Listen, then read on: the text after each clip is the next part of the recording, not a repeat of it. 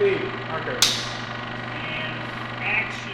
This podcast is being recorded at the Motion Picture Institute, the oldest film school in Michigan, training the next generation of filmmakers today.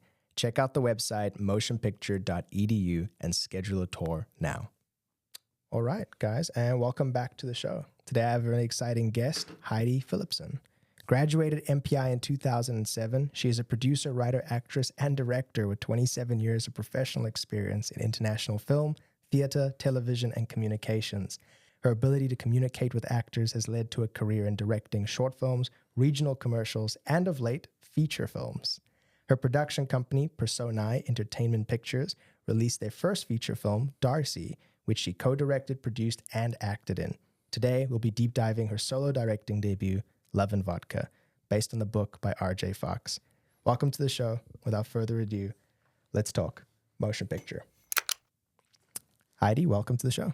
Thanks so much. Thanks for having me. I want to start by deep diving your road to MPI. What got you into filmmaking, and what eventually takes us to that chapter of your life?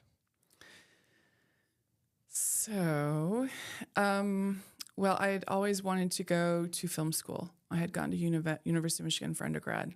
And at the time, I don't think they had like a they had strong theory and criticism and everything. And then, of course, they have a whole video department, but they didn't really have the nuts and bolts of actual film production, working with actual film, cinematography track, director track.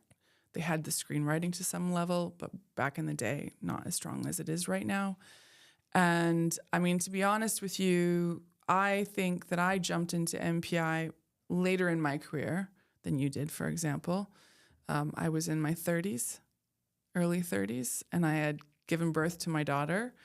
But what made me jump in was that I had come back to Michigan from New York because of my husband's studies over at the business school over at Ross at the U of M. And I had gotten a job offered to me there. And we had gotten an au pair because I had 2 kids at that point. I'd just given birth to my second. And quite frankly, U of M pulled my job because I couldn't find childcare for about 3 weeks. And when that happens, I decided to sue them. And I kind of lost the lawsuit based on gender discrimination. And at that point in my life, I kind of thought, what do I do here? Like, what am I going to do? I applied for so many other jobs at U of M. I didn't get any of them. I mean, this is being very real. And then I realized, okay, maybe this is the time. I think every kind of artist goes through that space in their life where they say, am I going to jump in full force, or I'm sort of juggling both, right? And until that time, I'd been always sort of, I had this great career in Berlin prior to that. And then I was in New York City, and I was doing acting in New York City and studying it there.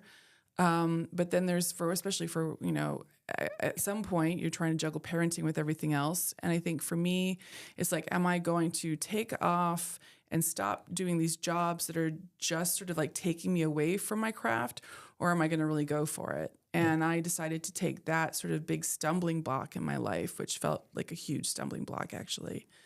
And I found the program at MPI, and they had the evening program, which was perfect for me. And I decided to go for it. And I've never looked back. It hasn't always been easy, but that was the pivotal moment where I was like, okay, you know what? You can still recreate yourself. You are not assigned to any particular track in life. You can make the decisions.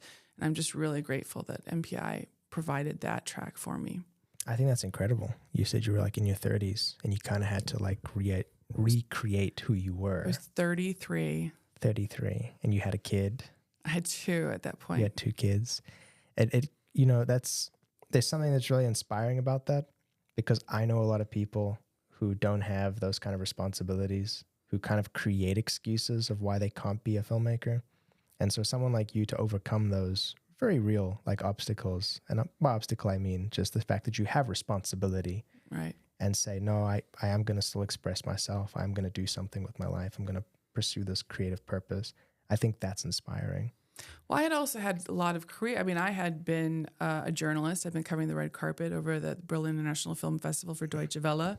And an actress. And an actress. And then also I had a whole other field in foreign policy that I was assisting in when I was in New York City. So it was very scary. I'm not going to lie. It was like, if I take this is a major difference. And what if I fail, right? What then? I will never be. So it was really like, I'm not looking back. When you're in your early 30s, you know, I mean, we were talking a little earlier about how even when you're in 20s, you're wondering what you're doing and if you're on the right track and if it's the right decisions you're making. Imagine getting through a lot and actually having a lot of success. I mean, I was actually kind of a big deal in internationally when I was in Germany at the time. There wasn't internet to kind of put me out there, social media in the same way, because they're just completely different times. But it was a pretty great gig, I'm not going to lie. And then to decide, okay, I'm going to go off and do these other things. You know, you have to have a huge amount of belief in what you're doing. And then if you're really lucky, you'll have family who also support you. So for me, I'm also very blessed in that I have family who support me, like my husband and my kids, for crying out loud, you know. Who you work with? Who I work with, who kind of grew up on set, and they've seen I like to say they've seen the wizard behind the curtain. Okay. They're not like, they know what it's about. They know it's actually a really hard job. They've been to Oz, right? They've been to Oz, exactly. And on Love and Vodka, I couldn't have gotten through the film without them, quite frankly. So, but yeah, I don't regret that at all, because I do think that it was such a huge pivotal moment for me that I realized if I had to do anything I want to do, more than anything, what would it be? And for me, it would be writing and directing. And I love producing too, and I love acting too. But I have to say, I feel most at home in writing and directing. So that's interesting to me, because I've also had, you know, experience as an actor. And what pushed me into wanting to be a director and writer is I realized very quickly that I cared about the story more so than I cared about my acting in the film. Like, how was the story? And the only way to get real control over a story is to be the one telling the story.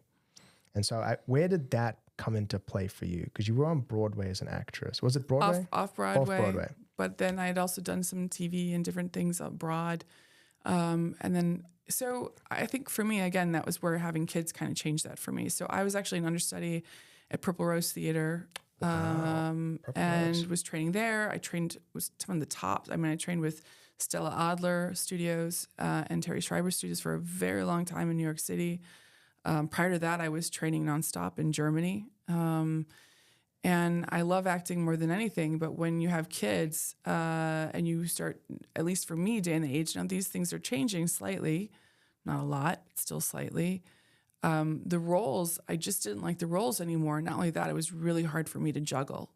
And so those two components where I say, well, number one, I don't like the roles that are out there for me in my age group and who I am as a woman. I don't recognize them. I'm not the sexy kitten, you know, like that's always has to be the sexy kitten. I'm like, I don't want that. I want to care. Even when I was really, you know, younger and the ingenue, I didn't want to be the ingenue. I wanted to be the character actress. So there was that, and then you put into it that I like to kind of control it so that I can also control the dynamics of my home life. So if I say, oh, I'm making this film during these 4 weeks or these 3 weeks, and I can prepare for that and then make sure I know I'm getting childcare, it's a lot easier. So those two things kind of, it's just very, very functional for me. But that being said, I had started on theater ensemble in Michigan prior to going to MPI called the Personae Ensemble. And really, it was really just about bringing a bunch of actors together. And what I had thought would be wonderful is for us to exchange being directors, right? So we would have a round table, we would read whatever we liked, and then maybe one time one person would be director, the rest would act, and then we'd shift for the next, you know, so just kind of keep on doing that. The only thing is everyone's like, Heidi, you're a good director, you direct. And it's funny how that happens, right? Yeah, exactly. I think though, what it taught me, I mean, I still love acting, don't get me wrong. I absolutely adore acting in the right conditions. Oh, thank you for saying that. Yes. Yeah. I've done it for so long though that I'm very much a stickler. It can feel kind of pointless in the wrong environment. In the wrong environment where people are not respecting your space and your time and your energy and your vulnerability, it's not a great experience. It's actually more traumatic than anything else. And so, so those are those two elements, right? I mean, when I take something on as a director, I think what I have been told also, I mean, Jay told me this, Jay Feather, who was our DP on this film, he's like, you are definitely an actor's director, which I take such pride in because, you know, for actors to know that they can let go and trust me and that we can work together and collaborate on finding these characters together. But then also when you get on that whirlwind, which is a set, right? It's one thing to be doing rehearsals. A set is like, it's like a runaway train, right? And what you're trying to juggle on a runaway train while there's a hurricane going on around you. That's a perfect description. And so when you've got the good people with you to do that and the right actors who really, it's just, it's the best feeling in the world. I love it. I probably have ADHD. It's never been really, but it's one of those things where my mind is always going, but there's two things that always really stood out for me. One, I love watching people. Doesn't matter where I am in the world, I watch people, always trying to figure them out. Why are they doing that? And I would have people like, well, who cares? Why do you care? It's just how my mind works. I've always cared. You know, and I think that's a really great thing for a director. Directors care, writers care. They're trying to figure it out, you know? And I think the other thing for me too is that when I am on set in the eye of the storm, suddenly I feel like the Matrix. Like I can slow everything. Everything slows down for me. And I can just really focus. And I don't know. That's all I can say. That's where I knew it was the thing for me. That is my gift to this lifetime, right? And so I love it so much. I literally make movies and then end up not being able to earn anything just so I can direct. Okay. Because you went to MPI, you did the 1-year course. What did MPI change for you, like in terms of your mentality when it came to the industry? Did it recontextualize anything for you? Well, since you've also acted prior to coming to MPI, I think what it did for me is, again, it just made me realize, oh, okay, oh, right, that's why that's... So I remember being an actor and having to go on set, right? And making it all my fault, like, maybe I did that wrong. When really it was just a practical thing that I didn't need to take personally at all, right? I think... and then, of course, from the other elements, whether it was... Could you break that down for me again? Yeah, so... Do you mean like the dolly skips or something like that? Yeah, no. So a lot of actors, they internalize, right? They make it their own faults especially when they're new. And if they're coming to a film set, let's say you're in a scene and... you're waiting to do you've been waiting forever and you're just so excited and you really want to get that one line out and you can't wait and you're so nervous and you want feedback from the director and you don't get the feedback from the director. In fact, you get the director saying, okay, let's turn around. Okay, that was good. Great. You know, because you're not that big role yet. And even if you are the big role, sometimes it's not about you. It's about everything else that's going out on stage. So, for example, maybe the director's already nervous because the producer and the production manager are telling them, you have missed, you're behind schedule. And so now we need to move on. So you only have about a couple minutes for this. So you're not getting feedback as an actor. What I learned is, at least from the actor's point of view, is that if you know and you can read everything that's going on in set, as an actor even, or even in production, it makes you all the better actor. Because you realize, number one, the director's happy with your performance. Otherwise, they would have either have pushed you off or blocked it off completely or moved on. Or the, director would have said, let's take it again, and then end up getting really frustrated. So, or, I think it's just, there's so many things that happen on set that if we don't know what's happening on set, it's hard to understand what they mean. And so we end up personalizing these. And if it's someone who's insecure, like I used to be as an actress, I would think, oh my God, I'm all wrong for the part. Why did they pick me? Or why am I even here? And it did enable me later. So one of the roles I did, which unfortunately I got cut, which really is just killing me. It's, do you remember Unfinished Business? Unfinished Business? Yeah, I think it was called Unfinished Business. Yeah, the movie. Or was it The Business Trip? I think I'm not familiar I think with the it. working title was Unfinished Business, but it was with, it was, We can pull it up. yeah, pull it up, please. Is it this one, Unfinished Business? Yeah, it was with Vince Vaughn, Vince Dave Vaughn? Franco, and Tom Wilkinson, right? So I had a role opposite all three of them. I was a German car rental clerk, and I'm literally standing opposite them. They rushed everything together. They rushed me on. I do the line again, and they rush me off. Now, an earlier version of me would have taken that all very personally and thought, "Oh my God, did I?" Or even being cut. But the producer and the director knows that sometimes it's really not. It's not about the individual. It's about the collective, and it's about the story. It's about the final film. Yeah. And I think that's perfect. It segues right into my next question. You eventually go on to direct. Well, not even direct. You go on to make a production company first, Personae Entertainment. Where did that come from? And I know it was inspired from what you said earlier with the acting and off Broadway. But what made you want to go, okay, I'm ready. I want to make a production company. It was actually my dad. He was like, if you're going to be doing all this, you need a company. And he was a businessman. He actually, unfortunately, he passed in 2014, but he was a big entrepreneur. And he actually used to be a pilot who worked his way up to a VP executive and then ended up owning and became a pioneer in his day of having airlines, so commuter airlines for flying people like Donahue and Kiss, which is what some of the cool stuff he did. Word. Yeah.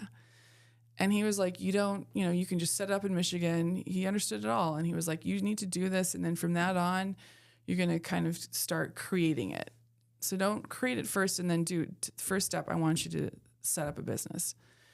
And Smart man. yeah, and it was before I even really had anything to do. So the very first thing I did at Personae Entertainment didn't even have anything to do with TV or film. It was the theater.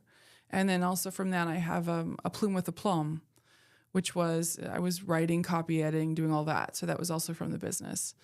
And then, of course, then as I went to MPI and film school, then I started to build out that more for commercials and whatnot. So you've directed theater as well, right? Mm-hmm. What is the biggest difference in your experience between directing theater and directing for film?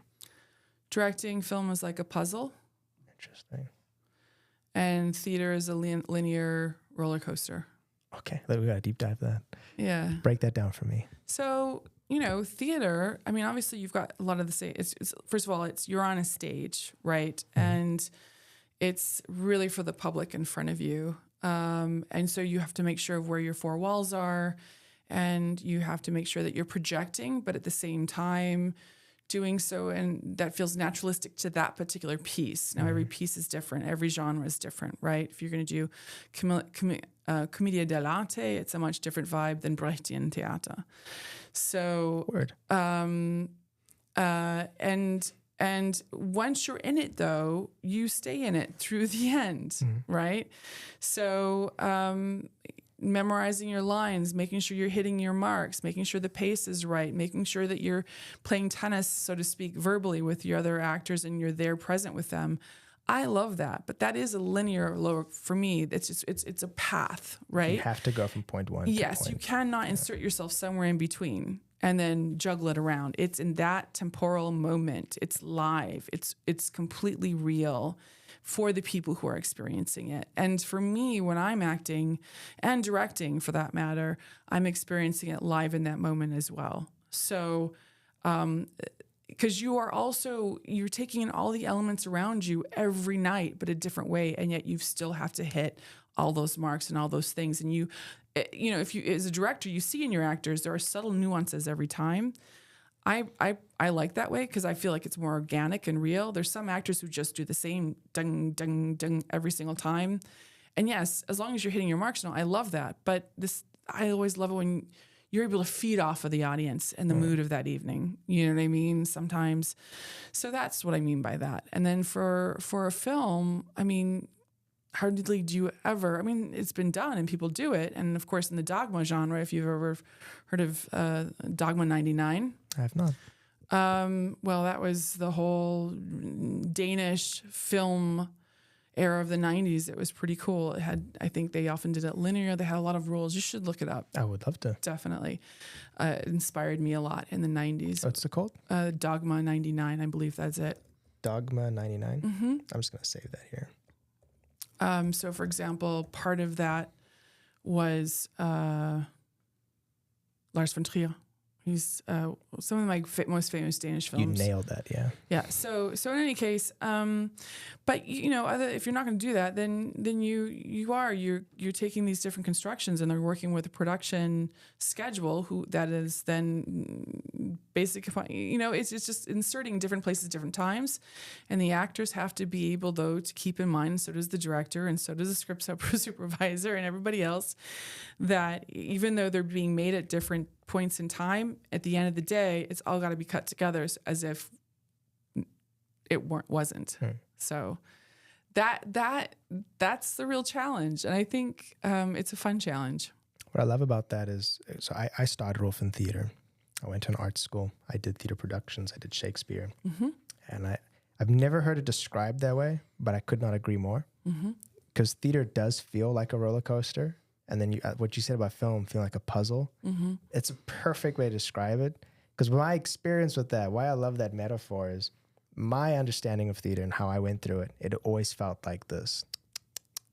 Like the whole journey of getting to that opening night was just climbing the tower. And then once opening night hits, you're at the mercy of the track. You're just kind of going with it. And I had very powerful experiences where I thought I understood my character's motivation. I thought I understood what the story was. I thought I understood everything about it because we've been doing it for months. And then it takes one audience reaction to one line I didn't anticipate, to one action, to one like motion of the arm, some sort of physical like body movement. And the audience reinterprets something that I didn't even know could be interpreted that way. And it changes my perspective, which then allows every performance to be unique, which allowed every performance to be special in their own way and connect in different ways. But then with film, it is a puzzle because you don't have that. The audience doesn't exist yet. So you're the audience and you're kind of like trying to fit and see what fits. I just thought that was a very beautiful metaphor. And yet you also have to come up with these emotions and one as an actor, and be understanding that. So for example, if we're shooting the end of the film first, like we did in Love and Vodka in some ways, you have to go through those emotions as if it were the end of the film. So you really have to compartmentalize your emotions as an actor and be able to bring them up. It's like, it's a major sport, right? To be able to do that. And then after you're done with that, change again. And whereas with theater, that's the lovely part, is that slowly, as you say, it goes up. And the other thing too is what I love about theater is that because you do have so many performances and you do have the interaction with the audience, that you learn so much, like you say. I remember situations like that too, where I was like, oh, I love this. Every night I'm getting I get a new insight into what I'm doing or why I did that, or my fellow actor interacted me. That's the other thing, is I feel like theater is very human, right? It's that interaction, which is lovely. You don't always get that with film. No, because one thing I also come to realize is with my experience as an actor, jumping the transition between stage to screen. On stage, as long as I don't turn my back to the audience, my performance is there.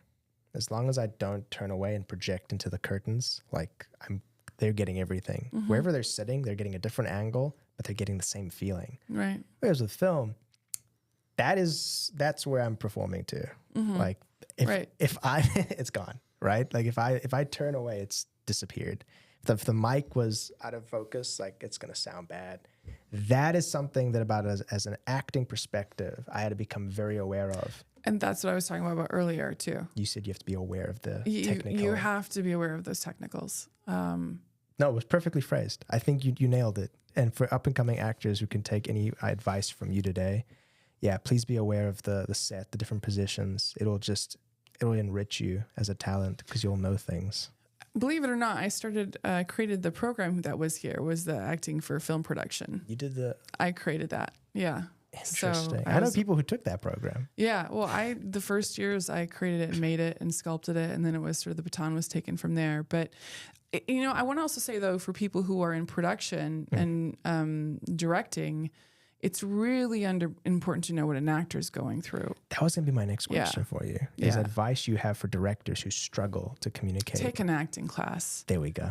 Get an acting class with fellow actors. Amen. Honest to God. Be put up in the spotlight there for a second. Feel the lights. Exactly. And then also learn what tools to use to get them out of their head, or because you're doing that yourself. So I still take acting classes. I took an acting class this last April, again and again and again, because I love it, first of all, but second of all, I think it's really important to remember what actors go through. And then if they are you were able to spot, so I could tell if you were having just complete nerves, or maybe you're just not feeling well, or maybe it's just a functional thing where you're dehydrated, or maybe you don't have the right, beats set in your homework on your scene, or maybe your motivation isn't as finely tuned as it could be. All those little things play into figuring out how you're going to be performing. And if we haven't spoken, or we haven't, first of all, it's about having that dialogue, right? But even then, it's really important for me as a director to be able to pinpoint these things in you as an actor so that I can help you. It's not about telling you what to do. It's not about acting for you. It's not showing you what to do. Yeah, it's not control. Which a lot of directors who don't have that experience, they get wrong every time. And they have no idea how much power they could be having, like empowering their fellow actor, when they don't, because they've never taken an acting class. Well, I think that's perfectly said. And it is interesting. I do feel like I've had a leg up in terms of acting. Yeah, what have you learned? I'd be curious to know what's your process been like. You're in the hot seat right now. I will say this: I do feel like I had an advantage with having acting experience, because I had coming to MPI. I didn't start off as a film student. I started as an actor at the auditions. Okay. And I got to be directed by a couple of students, some who just had pure vision, some who had no vision, and then some who knew how to communicate, others who didn't. I learned very quickly, not everyone who wants to make films knows how to talk to actors. Because they'll say things like, just do it faster. I'm like, cool. All right.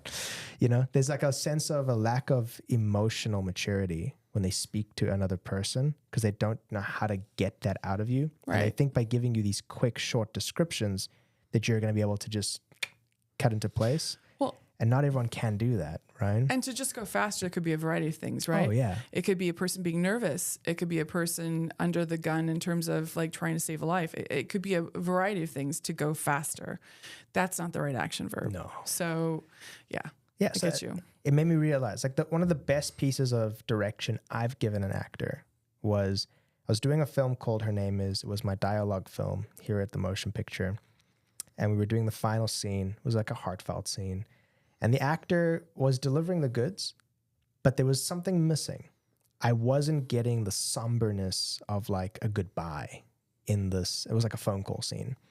And I was like, okay, how do I describe this to this actor? How do I get this person to give me that feeling? Because I know that feeling. And I know this person knows that feeling, because it's a human feeling. When you're saying goodbye to somebody on the phone and it's a very somber goodbye, you don't know if there will be another hello. So you're kind of reveling in that goodbye. And I walked up to him and I had the cameras off and I said, hey, when you speak to this person now, I know it's not going to feel like it, but I want you to say goodbye as if, you're saying goodbye to an old friend. Now, I know you don't know this character. In terms of the story, you guys are complete strangers. But I want you to approach it with that perspective. When you say goodbye, I want you to pretend like you're saying goodbye to a childhood friend. Mm-hmm. And then I walked away. And is that an as if moment? Yeah, yeah, of course. And he nailed it. I didn't have to say anything else, because he just understood it. And it felt just as sad. I was like, oh, perfect. And then I realized, oh, yeah. What you said earlier perfectly validates that experience I had. And then another director I spoke with earlier said something as well. I was like, when you have a good actor, you really just have to get out of their way, Well, I mean, my thing is, if you have a good actor, I wouldn't say you get out of their way. I would say that you open the dialogue and you both start working together. And then, I mean, once everything's done, the background work and everything, you've had your discussions, then yes. Then you let them just fly. Let them work. Yeah, exactly. It's a wonderful thing. But, that again, that's where I think it's my best advice would be for other directors out there to take acting classes, because actors in this day and age, it's way worse earlier, obviously, but there's so many traumatic experiences. So they put on a filter.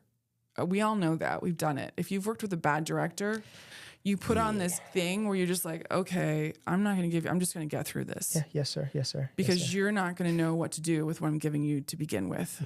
And you are going to take something I'm giving you and you're going to mess it up, for lack of a better term. I could swear, but I'm not going to.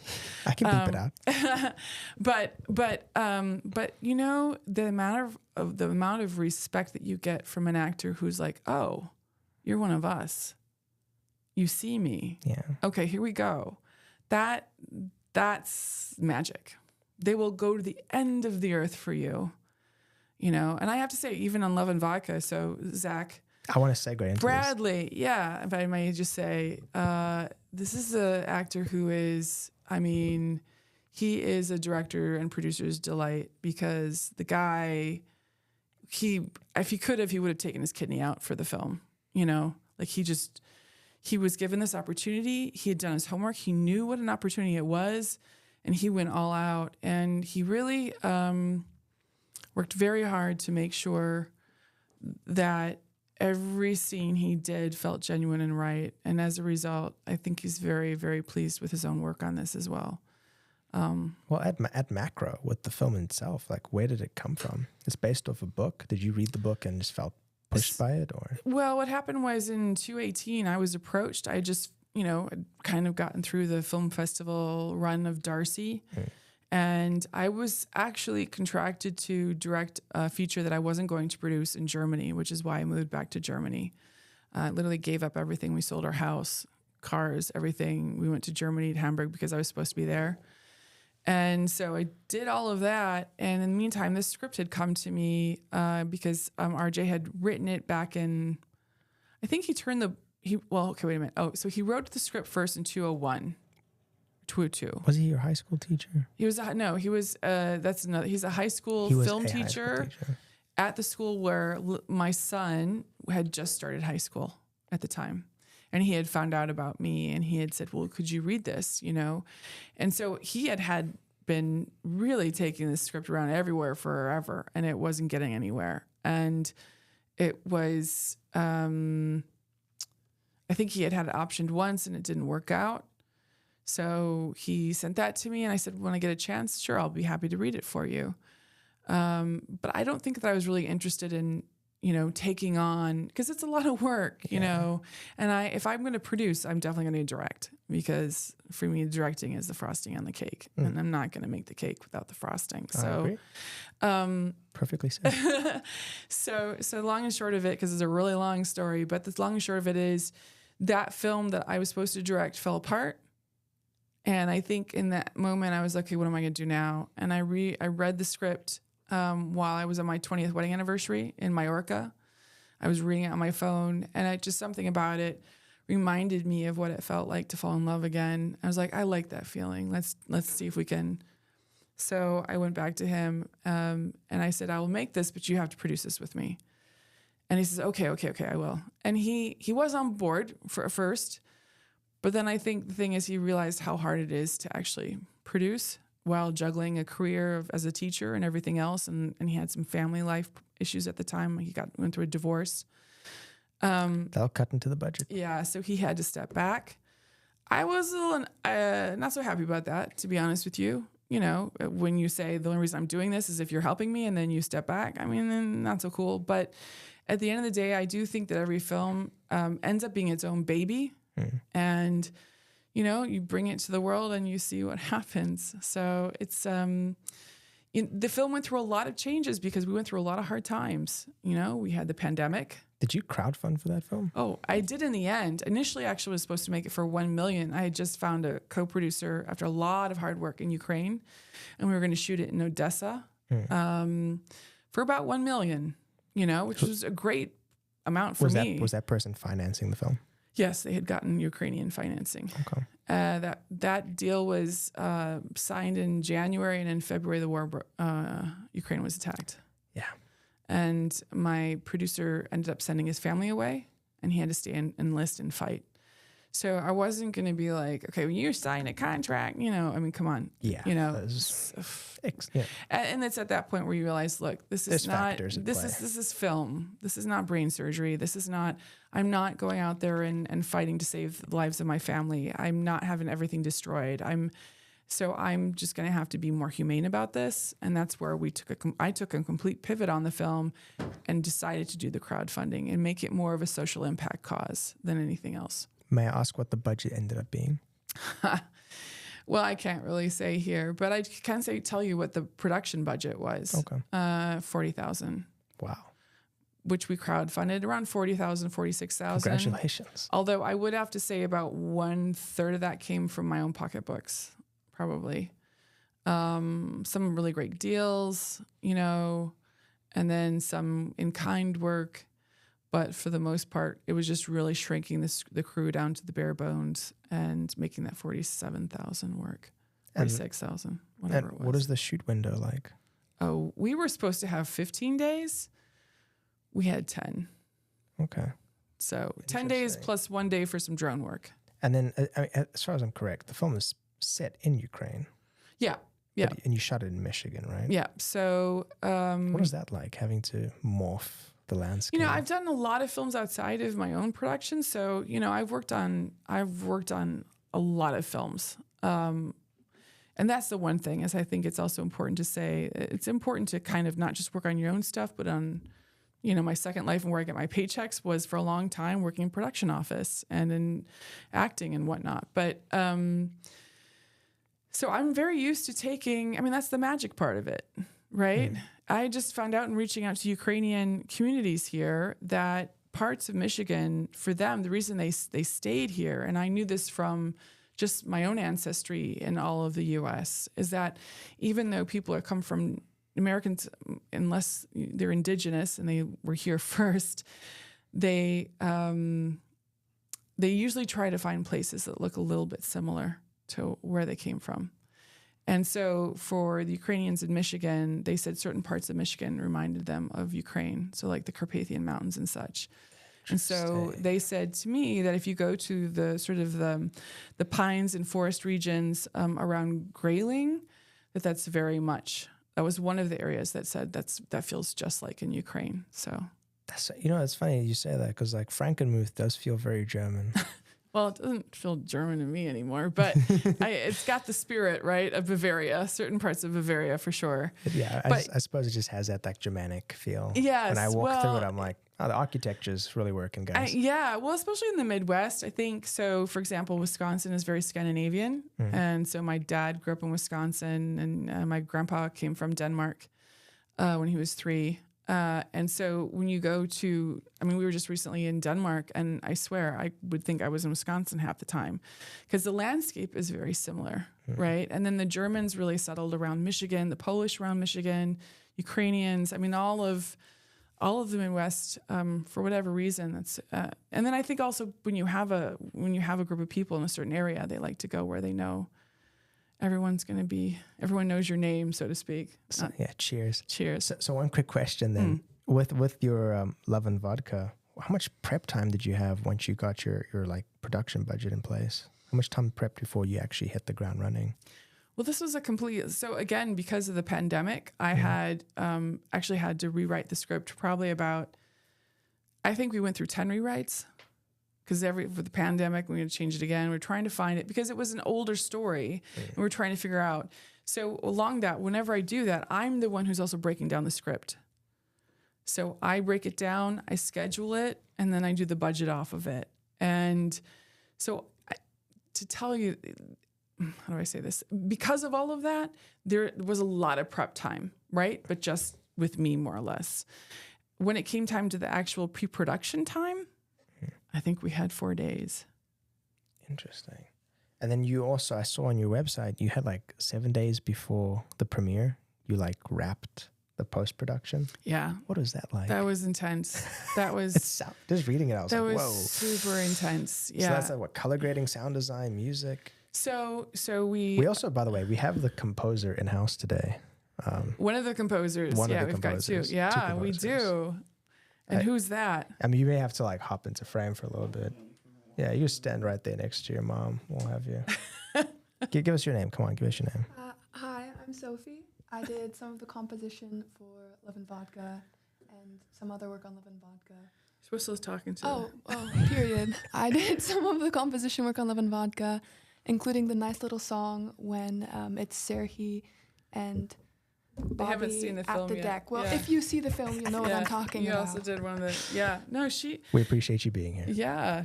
Sophie, she composed. She made her own short, which did great around the world. You guys send me that link. Yeah. We will. So where were we? I was asking about that insane 7-day by trial and combat to finish your film. Yeah, that was insane. So, I think I was really blessed in post-production, I have to say. So I ended up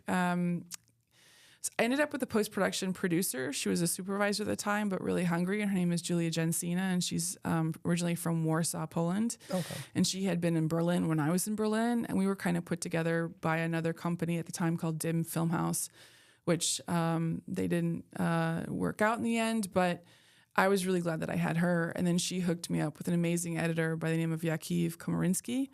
And Yakiv is actually Polish-Ukrainian, and he left, or Ukrainian, and he had to his parents said get out of Ukraine about 2 days before the war.